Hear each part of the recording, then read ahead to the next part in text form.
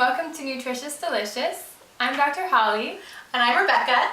And this is Rowan. Today we're making homemade low-carb granola. And it's so easy that you can do even if you don't have another hand. All right, so we're starting off with a bowl of already mixed sprouted walnuts, almonds, and buckwheat. We sprouted them overnight in the fridge. Takes about 8 hours minimum to really release those nutrients, and you really want to drain it well after you've sprouted them because the buckwheat especially gets quite slimy. Yeah. So rinse a couple times and then drain. Throw that water out. Just a note about buckwheat, it's gluten-free. It sounds like it's made with wheat, but it's not. Actually, it's not even a grain. Actually, it's related to the rhubarb and sorrel plants. So, bizarre. But it does go into the gluten-free category. It is high in carbohydrate, so just be aware if you like a lot of carbs and your body tolerates them well, you can use more in the recipe. If you don't, then just use a little bit, and you want to buy it in raw form at the store, not toasted. Right, exactly. So in here we have about a half a cup of walnuts, half a cup, we used slivered almonds today, you could also use whole almonds, and then a quarter cup of the sprouted buckwheat as well. So we've been melting about a tablespoon of coconut oil melted on low heat. So we're going to first pour that over our yummy mixture here. And it's the Artisana, which is a more local brand of raw organic unrefined coconut oil. If you get it unrefined, it has a much richer coconut flavor, so it's tastier. Yeah, it's really, really great. And then just add a generous dose of cinnamon here. So if you like cinnamon, which we both really do, add a generous dose of cinnamon. If you don't like cinnamon, there's a number of other spices that you can use. You can use coriander, you can use ginger, which is really tasty, nutmeg, cardamom.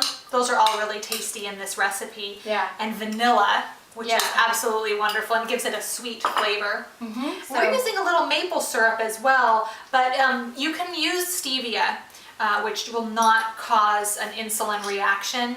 We only use a very, very small amount just to bring out the flavor, but if you don't want to use it, you don't have to. Yeah, it's great. This granola is so much less sweet than any granola that you can find, even the really great natural brands out there, which are quite expensive. So much sugar. Yeah, and there's honey and agave just out the wazoo. Yeah, so they have a lot. Another thing that I wanted to mention in this video is that we're going to be putting this low-carb granola over a protein source, and you can select what you like. We have a full-fat cottage cheese that we're going to use today, but you can also use a full-fat ricotta cheese. Always use organic because toxins accumulate in fat, both in us and animals, so you definitely want to make sure to invest your organic dollar wisely. Yep. And there's a substantial amount of protein in both cottage cheese and ricotta cheese. So that's good. If you wanted a little less protein and a little more carb, you could use a plain yogurt, and that would work better for you. Yeah, and I think another way that you could increase the protein in the nut mix here is to add pumpkin seeds or peanuts, which are higher in protein than any other nuts. So absolutely. Yeah, that's a misnomer. A lot of people think that nuts are very high in protein, and they're not. They're high in really good healthy fats, but they don't have a whole lot of protein. They're 2 to 3 times higher in fat than in protein. Smells good. She's going for it. So we're just going to pop this in the oven. I just like to heat it on just a very low temperature, about 200 degrees for about half an hour. So I check it after 15 minutes and give it a little shake. You don't want to cook it too hot because it'll make the oils in the nuts damaged. And we don't like damaged fats. We don't like that. So we want to preserve the great omega-3 oils that are in these walnuts. So we're going to put this in the oven now. So 200 degrees for about 30 minutes.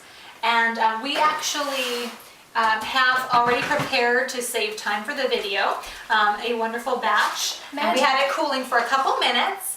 And now we're ready to assemble a taste test. And actually, I'm going to switch spots with you, Holly, so that I can talk a little bit about the gelatin that I set out. Yes. Yeah. So what I like to do, gelatin can be a really great way to add extra protein, but also because it's broken down from animal bones, it's got all sorts of really, really wonderful nutrients for your joints and your bones, your skin, your hair, and your nails. Things like glycosaminoglycans, which are so important for collagen formation and the health of all of those body parts I mentioned. So if you goop it on there, it will get jello-y and goopy. It doesn't have a flavor, but the texture is going to be not so wonderful. So sprinkle it lightly and work with it for a few times and you'll find the optimal amount for you. But that's just something you can do, not necessarily something you have to do.